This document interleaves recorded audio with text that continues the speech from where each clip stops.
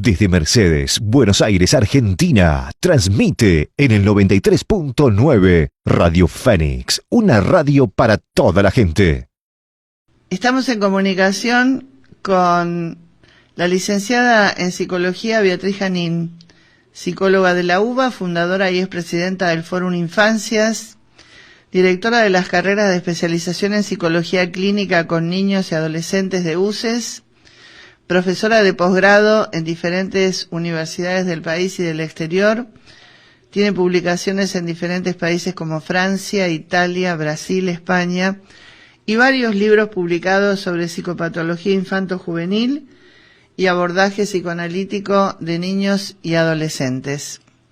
Ella ha estado el sábado pasado en una reunión con un grupo de profesionales, padres y educadores en la Universidad Nacional de Luján, y en su disertación, mejor dicho, se fundó sobre los desafíos que enfrentan los niños y adolescentes en la sociedad contemporánea. Ayer, justamente, tuvimos un caso. Por más de 4 horas una niña estuvo atrincherada en una escuela de un departamento de Mendoza lindero a San Luis, en La Paz, y tuvo en vilo no solamente una provincia, sino un país. ¿Qué motivó a esta criatura a llevar un arma, una 9 milímetros, nada más y nada menos? ¿Y qué está pasando con nuestros adolescentes que están tomando estas decisiones que hasta no hace mucho las veíamos en países lejanos? Para hablar de este tema y de la forma en que debemos proteger a la infancia, estamos en línea con ella. Beatriz, buen día, ¿cómo le va? Buen día. Bueno, gracias por invitarme a hablar. Bueno, sí, estamos en una situación muy difícil.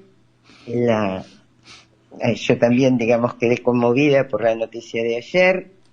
Evidentemente hay varias cuestiones ahí y es una situación muy compleja que no se puede simplificar y menos echarle la culpa a alguien. No, claro. Pero sí hay que pensar qué es lo que está pasando con los adolescentes hoy en día. Por un lado, digamos, más allá de los adolescentes, creo que es absolutamente riesgoso, y esto siempre, que en una casa circule un arma. A diferencia de lo que se plantea más o menos como libertad para tener armas, etcétera, bueno, igual creo que ahí el padre era policía o algo así, o sea que tenía un arma, pero me parece que no tienen que estar nunca al alcance de los chicos. Esto por un lado, porque para un chico, aún para un adolescente, esto puede ser muy distinto, digamos, vivido como muy diferente de lo que es para un adulto.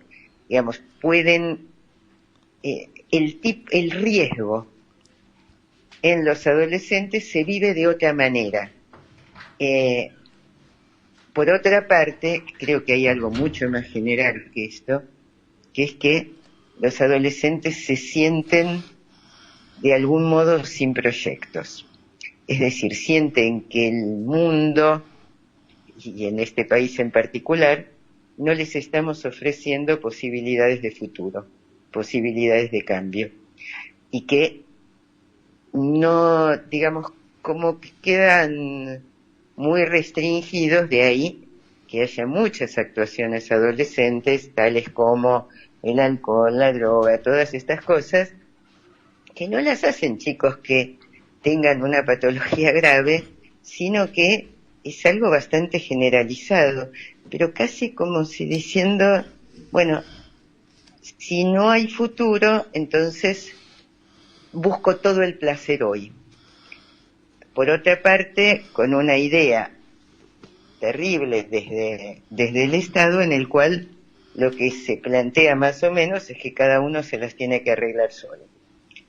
El problema en este momento es que necesitamos más Estado, no menos Estado. Lo que necesitamos es que el Estado, por ejemplo,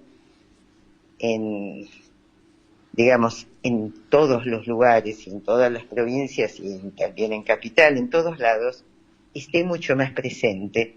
Y esté mucho más presente, por ejemplo, en todo esto que implica armar lugares de salud mental.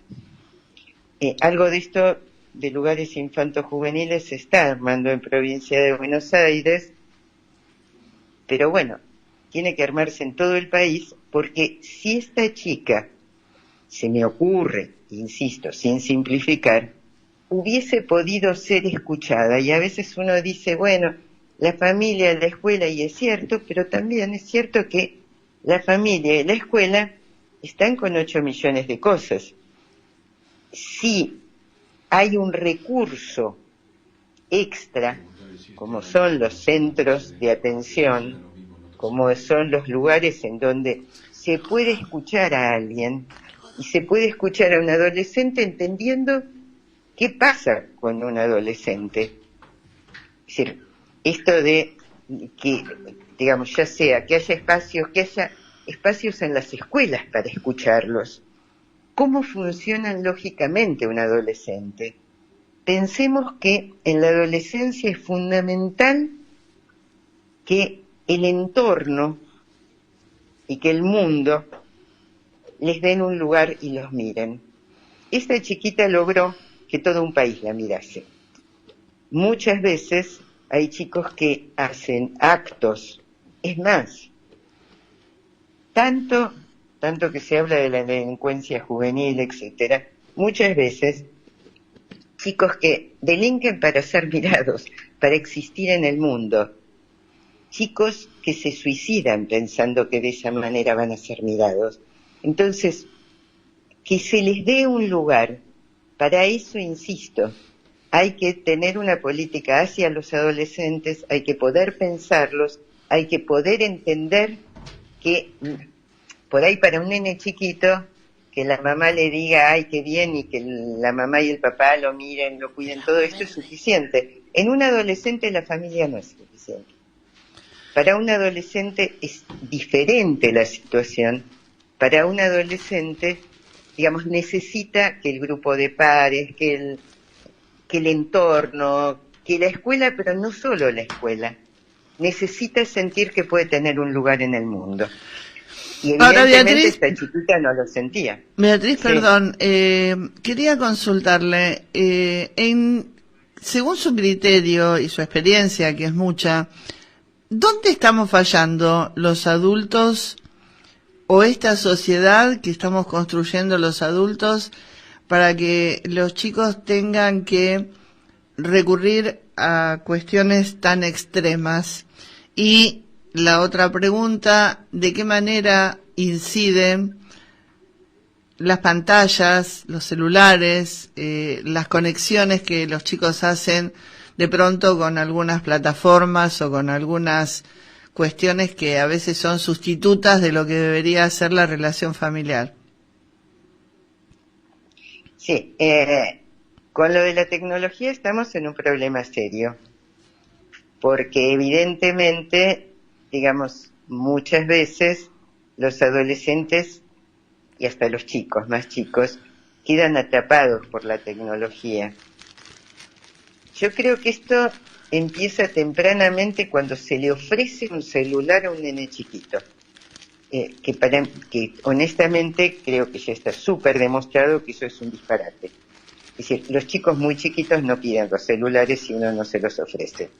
En realidad, y si uno ven todo el día a los padres centrados en el celular, me parece que los adultos estamos, por un lado, desbordados por situaciones, por ahí preocupados por un montón de cuestiones, y entonces nos retiramos del vínculo con los chicos. Pero también, digamos, y por eso además muchas veces se le ofrecen celulares a un nene para que se calme. Sí. Si uno le ofreció a un nene para que se calme al año, a los 2 años, un celular, bueno, es muy probable que ese chico apenas pueda, porque los celulares, digamos, son adictivos, y está súper demostrado que son adictivos. Entonces, si uno se los ofrece de chiquito, bueno, después van a quedar atrapados por eso, por las pantallas, digamos, y van a exigir pantallas, y de adolescentes van a encerrarse con las pantallas y lo que aparezca en las pantallas va a ser como la realidad, la verdad, aquello que los determina a ellos. Mucho más de lo que se les diga o de lo que los adultos que lo rodean les digan. Entonces, esto también es una situación muy grave. Tenemos que, por un lado, y que, digamos, yo creo que a pesar de que puede ser difícil, hay que, por un lado, los adultos tenemos que estar menos centrados. Cuando estamos con los chicos, por lo menos no centrarnos en el celular, sino en el vínculo con el chico. Y los padres de adolescentes y los docentes de adolescentes y el mundo todo tienen que entender que les tenemos que dar otro tipo de espacios de diálogo, espacios en donde puedan crear de otras maneras, espacios que sean más creativos, con digamos, que no queden los chicos atrapados en estas situaciones en las cuales quedan como tomados, si se quiere, por lo que la pantalla y lo que ellos suponen que yo. Por ejemplo, para un chico es fundamental en la vida cuántos seguidores se tiene. Es como si eso fuera, o cuántos likes aparecen, como si eso determinara su identidad, ¿se entiende?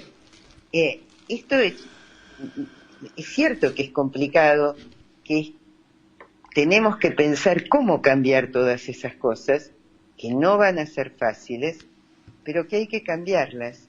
Y por otro lado, hay una situación casi de mucha violencia instalada.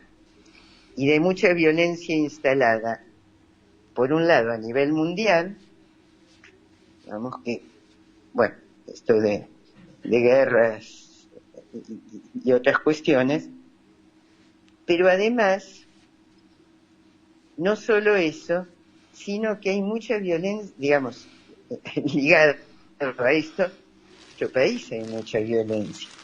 Hay mucha violencia en los discursos, hay mucha violencia en lo que se plantea. Esto también es tomado por los chicos y entonces la violencia queda naturalizada. Si la violencia queda naturalizada y es una manera de aparecer en el mundo y es algo que todo el mundo replica, bueno, obviamente los chicos van a apelar a la violencia. O sea, lo que tenemos que cambiar es una cuestión, casi diría, modificar una cuestión cultural, que es poder revalorizar la solidaridad, el cuidado, la ternura, o sea, todas estas cuestiones que aparecen como básicas, y la palabra, y no solo la palabra, la creatividad y el poder armar proyectos conjuntos, pero más creativos en lugar de las pantallas. Porque a través de las pantallas, por otro lado, bueno, yo no conozco a fondo qué pasó con esta chica, no, digamos, en la medida en que no hablé con ella, no sé qué es lo que le ocurrió, pero algo debe haber pasado. Sí, ayer escuché, pero no sé si fue así, que la criticaban por la ropa que usaba, que es otra cosa de esta época, el tema de la imagen, todo el tiempo, que para un adolescente es clave. Pero creo que, digamos, por eso, más allá de lo que ocurrió con ella, que es gravísimo, y que necesita ayuda a ella, sin duda ella, la familia, la escuela, los compañeros, todos, porque ahí sufrieron todos una situación que, insisto, es fundamental que haya espacios para tramitar estas cosas. Es fundamental que haya espacios en donde, si se ve que una chica está triste, que se repliega, que no tiene vínculos con otros, cosa clave, digamos, es fundamental en la adolescencia tener grupos de pares, pero si se observa esto, si la escuela, la familia, los compañeros lo observan, que haya espacios en los cuales se la pueda escuchar, se pueda ver qué ocurre, si hay una cuestión grupal, se pueda trabajar lo grupal. Y esto sí es, digamos, tarea de un Estado presente. Claro, sí, hay varias razones acá, ¿no? Aparentemente, se dijo en algún momento, por supuesto que faltan datos, ¿no? Porque hay que hablar con la criatura directamente, porque los trascendidos pueden ser muchos, pero había un trascendido de que sufría bullying y que la propia profesora por la que ella reclamaba había participado del bullying y que la atosigaba un poco con el tema de las notas, ¿no? Lo cual a veces, como docente, ¿no? Lo digo, a veces suele suceder, ¿no? Que hay docentes que cuestiones de conducta las pasan por la parte estrictamente académica, ¿no? Si te portás mal, te pongo baja nota, si sos bueno te la subo. Ese tipo de cosas bastante maniqueas que a un chico probablemente le tienen que saber mal, ¿no? Pero bueno, evidentemente hay muchos componentes acá que indican esto, que la criatura como que estalló.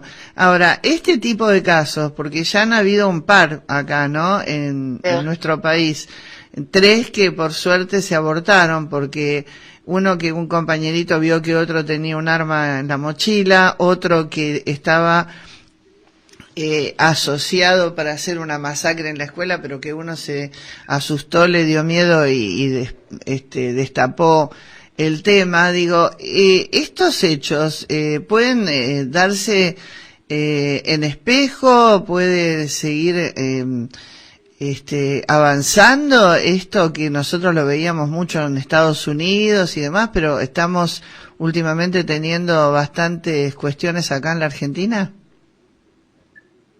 Bueno, por un lado, evidentemente los chicos además compran e imitan cuestiones de Estados Unidos y de otros lados, sobre todo de Estados Unidos. Sí, lamentablemente. Claro, exacto. Y por otro lado, insisto, esto me parece que es un llamado de alerta por el cual, para que esto no se replique, habrá que trabajar mucho más en esa escuela en particular, pero no solo en esa escuela. Yo diría que en general hay que tener esto como como una alerta. Bueno, estas cosas pueden pasar en la medida en que alguien entre en un estado de desesperación y además tenga un arma a mano. Porque en todos esos casos los chicos tuvieron un arma a mano, lo cual, insisto, es algo que no tiene que suceder porque implica desconocer que para un chico, el arma es algo diferente.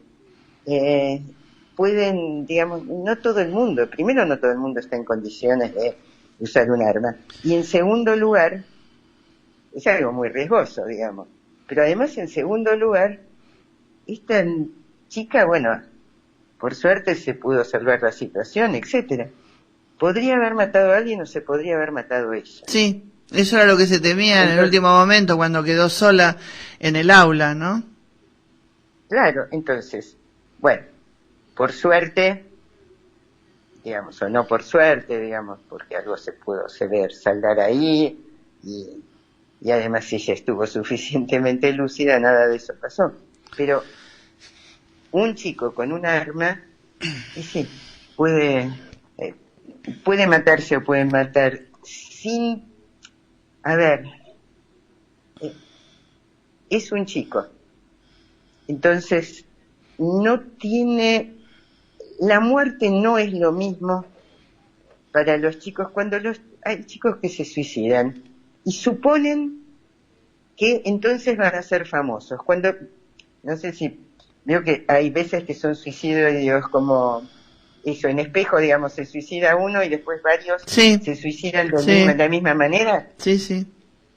Y lo que se sabe es que esos suicidios no hay que darles publicidad, porque si se les da publicidad es mucho peor. Claro. Porque el chico supone que suicidándose... Tiene trascendencia, claro. Tiene trascendencia, o sea, no entienden, digamos, por más Sí, que no lo es lo entiendan mismo, los no es lo mismo el tema de la muerte o del asesinato a alguien, no tiene la misma graduación, digamos, para un adolescente que para un adulto, ¿no? O sea, el sentido para no es, nada, no para es el nada. mismo, claro.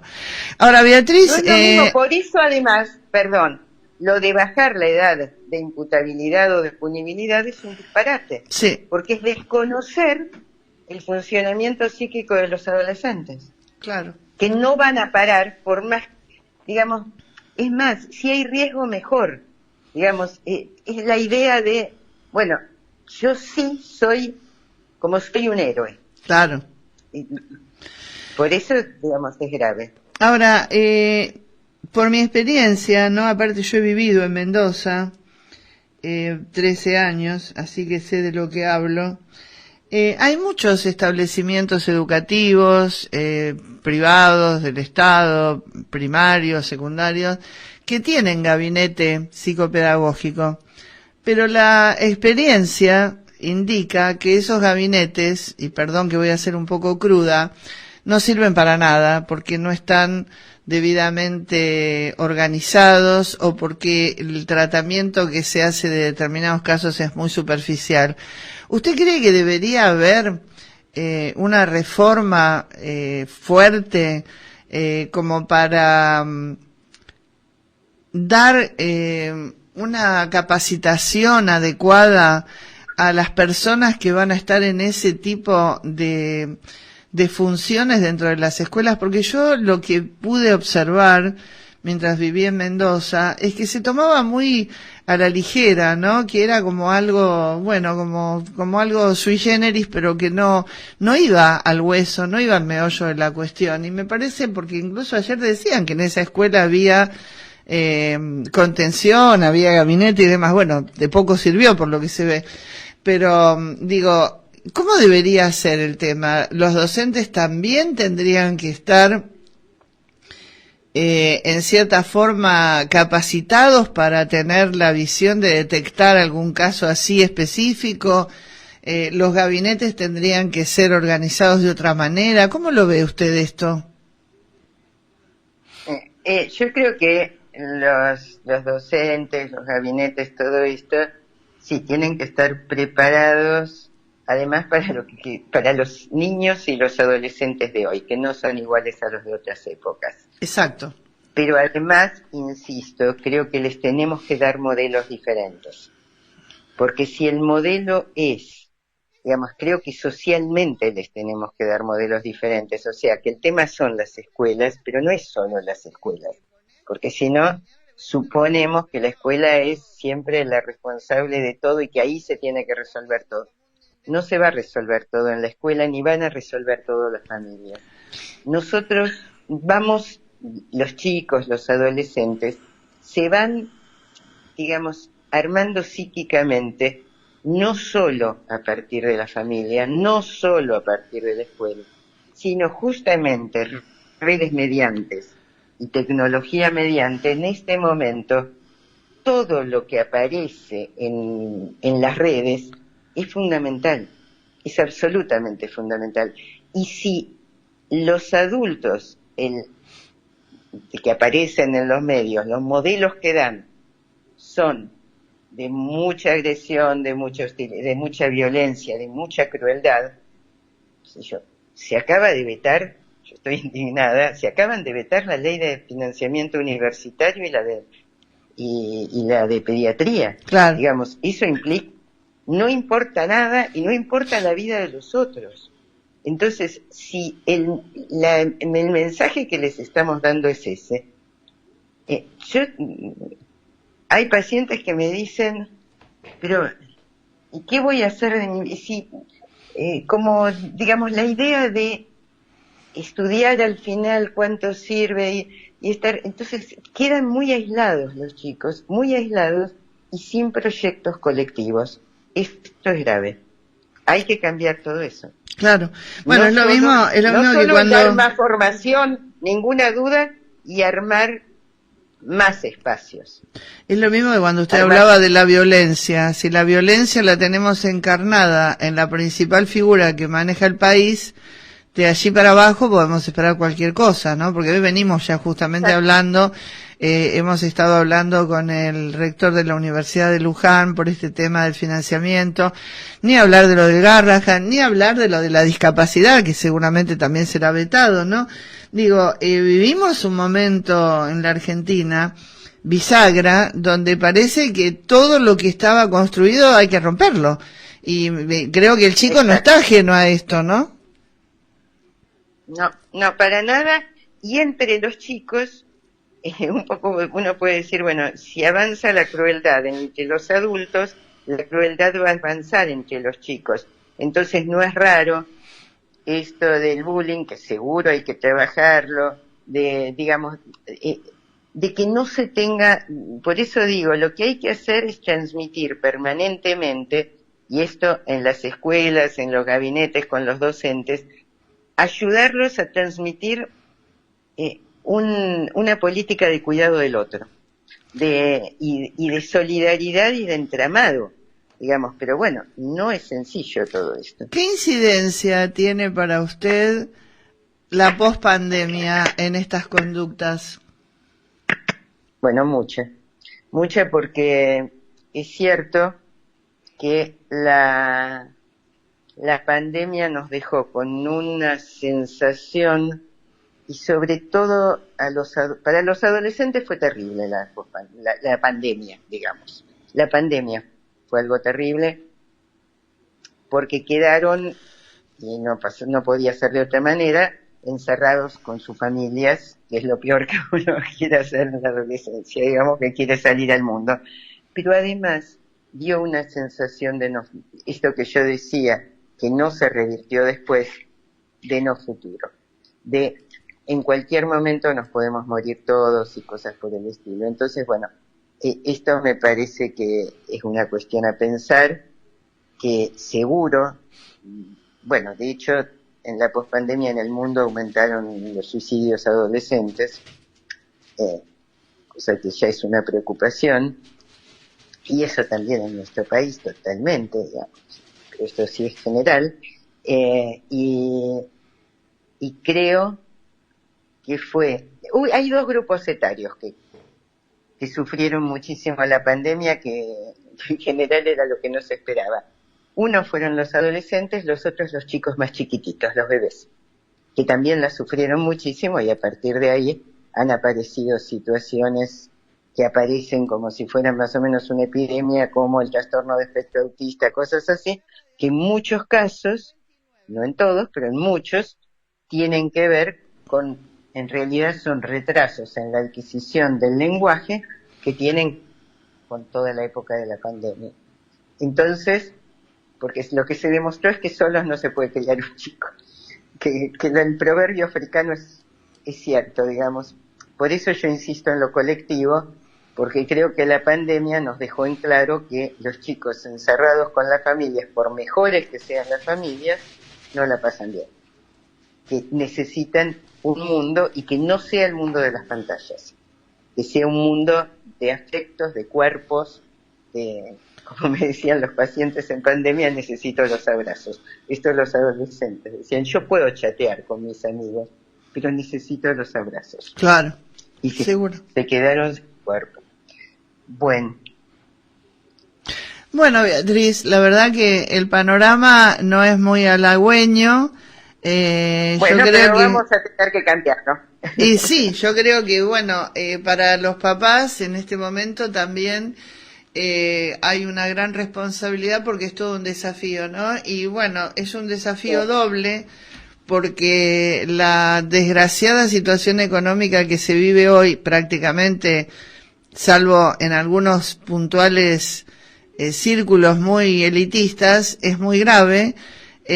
Tanto el papá como la mamá tienen que salir a trabajar, los chicos de pronto quedan donde quedan, está muy latente el tema económico, que a veces la preocupa tanto a la gente que olvida que tiene un hijo por acá, cerca, y hay que hacer para los padres pobres un doble trabajo, ¿no? Porque hay que enfrentar todo lo que se enfrenta y después venir a casa y tener la capacidad también de ser papá y mamá, ¿no? Me parece que es todo un desafío grande, difícil. Muy difícil.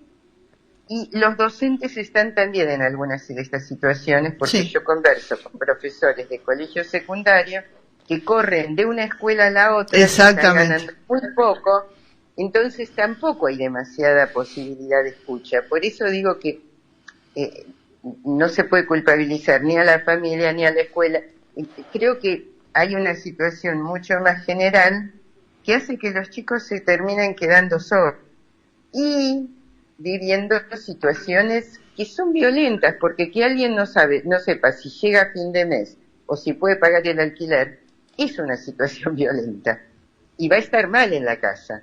Digamos, es muy difícil pedirle a gente que, digamos, que tiene que trabajar 1000 horas y además no sabe si va a llegar, que además esté maravilloso y quiera jugar con los hijos y hablarles y hacer todo lo que sería fantástico que hiciera. Es difícil. Seguro, es difícil. Seguro. Bueno, pero bueno, vamos el tema es por eso, hablar de estas cosas y tratar de ir cambiándolas. Claro, por lo menos ponerlas en agenda, ¿no? Yo, si a usted no le molesta, la voy a volver a molestar dentro de un tiempo para que sigamos conversando, porque me parece que también hay que crear un espacio donde paremos un minuto, ¿no? Nos detengamos un poquito, miremos alrededor y veamos que, como bien decía usted, la solución no es darle a un chico el celular para que se calle o para que deje de molestarnos, porque por ahí le estamos dando un arma que es letal para el futuro, ¿no? Así que, habrá que ir cambiando dentro de lo que se pueda algunos hábitos no para ponernos en contra del celular que sea nuestro enemigo, sino para decirle, mira, es muy lindo el celular, pero yo te muestro esto, o dejarlo un ratito que vamos a hacer esto, ¿no? Y entonces ahí crear, digamos, algún espacio, algún momento, hacer alguna actividad juntos que es buena, en fin, buscar estrategias, ¿no? Para ver de qué manera podemos volver a ser aquellas familias que éramos, por lo menos cuando yo era chica, mucho mamá, mucho papá, muchos abuelos, y nada de tecnología. Bueno. Muchas gracias, Beatriz. Bueno, gracias a ustedes también. Hasta pronto, hasta luego. Estuvo con nosotros la psicóloga y psicoanalista Beatriz Janín, cofundadora de Fórum Infancia y especialista en estos temas sobre los desafíos que enfrentan hoy los niños y adolescentes en esta sociedad contemporánea. Desde Mercedes, Buenos Aires, Argentina, transmite en el 93.9 Radio Fénix, una radio para toda la gente.